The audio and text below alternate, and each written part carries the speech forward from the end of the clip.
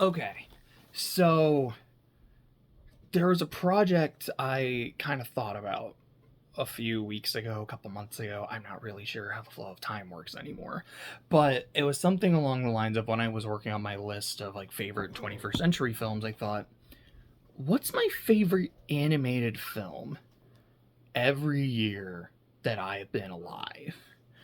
And with my birthday coming up, I thought, okay, let me go ahead and make the list. So I specifically, like, for every year, was like, all right, like, in 2001, what were all the animated movies to come out this year? Okay, like I was on Wikipedia. This took me a while. There were a lot of animated films to come out over the last 32 years. But I went ahead and did that, and just kind of want to go ahead and share what my list was. I'll be honest, there's a couple years here where I have more than one film, and a lot of them are just like, look, these are some of. They're movies that I have in very similar like tiers of how much I like them, so I didn't really want to choose. There's some years, for example, 2001, like you have Millennium Actress. Phenomenal film. I absolutely loved it. But there's another movie that came out this year. If you know me, you probably know what it is. I'm like, that's the clear winner. So as much as I liked Millennium Actress, unfortunately, it's off the list. And then there's other years like 98, which we'll get to pretty soon, where I'm like, I love all three of these movies, more or less evenly. So you're all going to be on the list. It is what it is. So I don't think I'm really going to say much about each movie. I think a lot of them feel almost pretty self-explanatory with like just how well known they are. So here it is, 32 years, 32 films. In 1993, The Nightmare Before Christmas, one of my favorite movies of all time. 1994, The Lion King. 95 is Toy Story, definitely one of my favorite movies of all time. 96 is The Hunchback of Notre Dame. 97 is Perfect Blue, which it is my favorite Satoshi Kon film. But when I look at just anime movies as a whole, not including movies that are based on shows, that to me I consider, like, I have a few that are on, like, there's a few Pokemon movies on this list, and of course the Madoka movies here. But not including those, just straight anime films, Perfect Blue is my second favorite. Right below Spirited Away and right above Angel's Egg, which, by the way, there's gonna be a... what is it? I think it's like November 19th. I don't know if that's the only day or just the starting day, but Angel's Egg is going to be released in theaters for the first time in the US, and it's going to be in 4K. I am so excited to go see that in theaters. Like, I love that movie. Not on the list because it came out in the 80s. But, sorry, what was that? Yeah, 97, Perfect Blue. Absolutely love it. 98, it's a three-way tie. Mulan, which is one of my favorite Disney movies.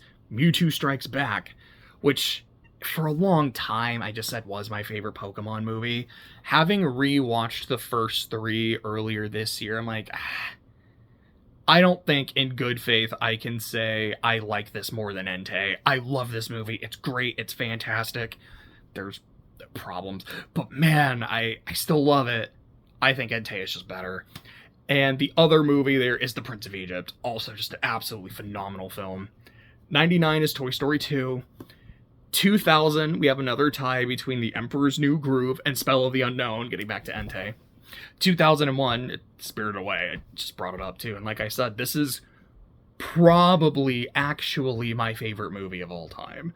So, like, I'm sorry, Millennium Actress, like, a phenomenal film. I will not dispute anyone who said that's their favorite animated film of 2001. It's just, this is something for me that really can't be topped. 2002 is Lilo and Stitch. 2003 is Tokyo Godfathers, again, shout out to Satoshi Kon. 2004, The Incredibles. I, like, literally just finished recording my video on First Steps, and I concluded that by saying it's the second best Fantastic Four movie because nothing beats the first Incredibles. 2005, okay, so this one's also a tie. We have Lucario and the Mystery of Mew, which is one of the best Pokemon movies, and Hoodwinked. I kind of still love this movie. I feel like I rewatched it relatively recently, like a few years ago.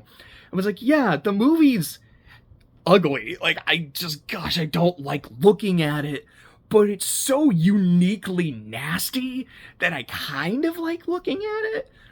but I genuinely think, no, it is still pretty dang funny. Like, I genuinely enjoy the movie a lot. 2006 is Cars. I will say I had Cars and Paprika on here originally, but I took Paprika off, and that is specifically because although I have seen it, and although I remember really liking it, I just don't remember the movie very well. I remember, like, bits and pieces and kind of some of the themes, and as much as I'm like, yeah, I liked this, unfortunately, it just didn't leave as much of an impact on me as I would like. I'd bet money if I rewatch it, but no, this movie's great. Yeah, I might like it more than Cars.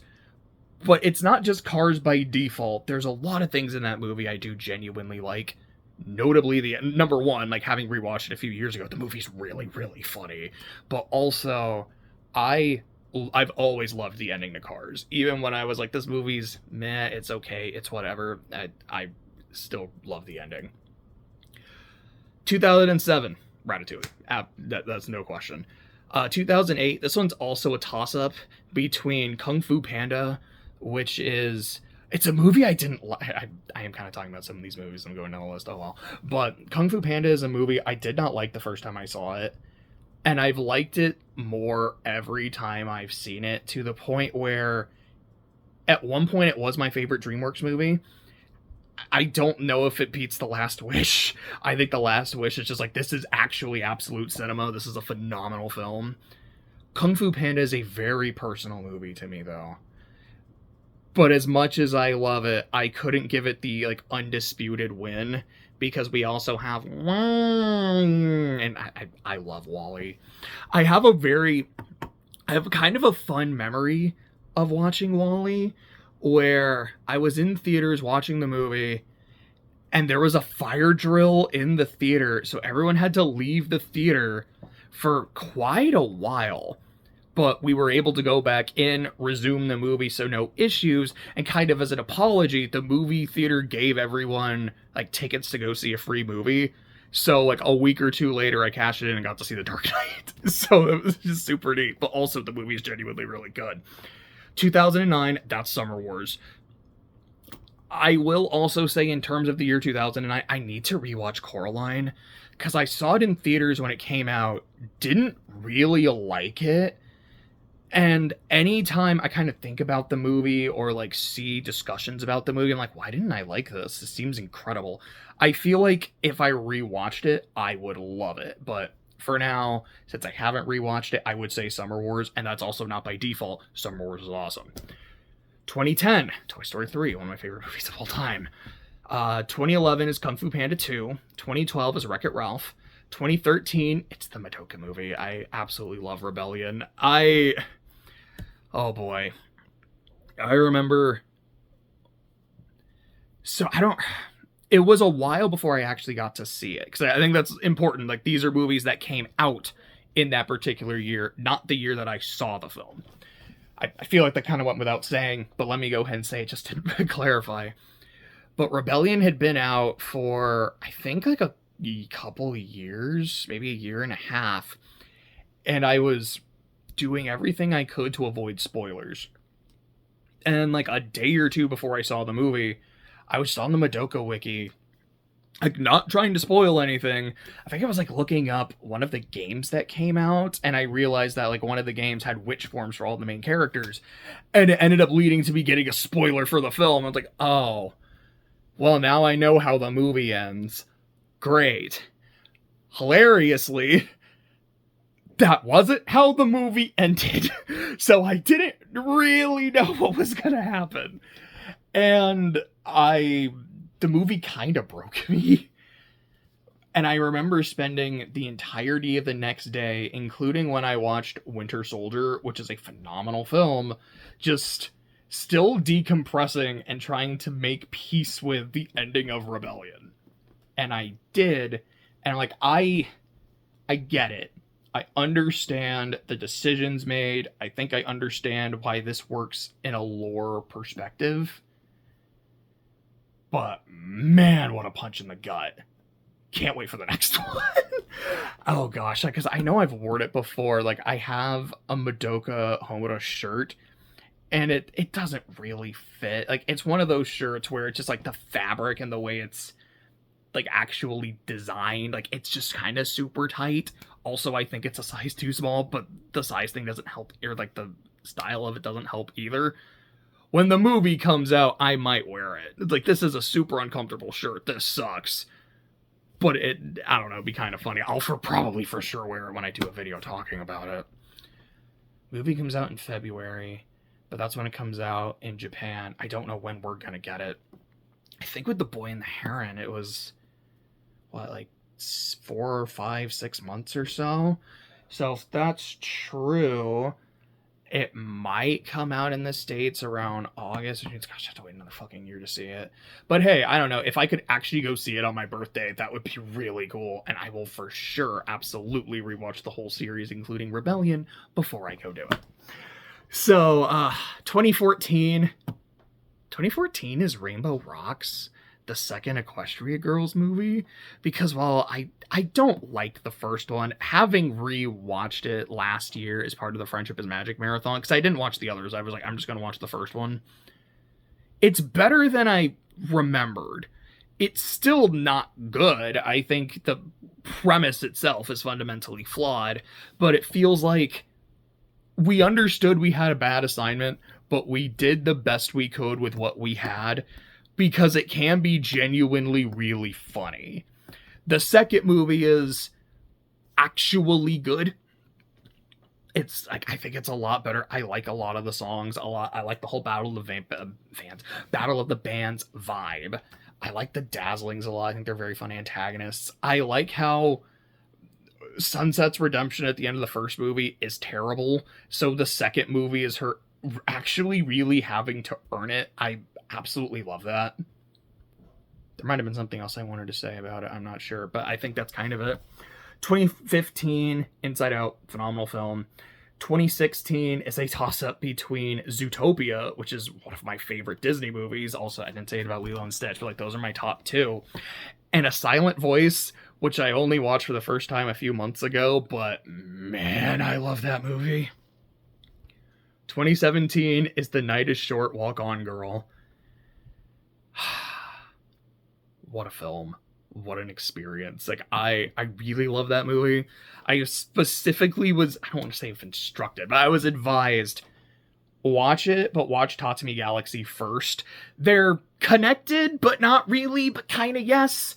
It very much is like, look, you can enjoy these two things completely separate, and there's no continuity. But watching Tatami Galaxy, what might give you a bit more appreciation, like, it definitely did. I love that. 2018, Into the Spider-Verse. I have said that I do prefer it over Across the Spider-Verse, which, spoiler, that's going to be on the list too. I don't know if I'd say it's my favorite Spider-Man movie. I think I do like it more than No Way Home, as much as I love No Way Home.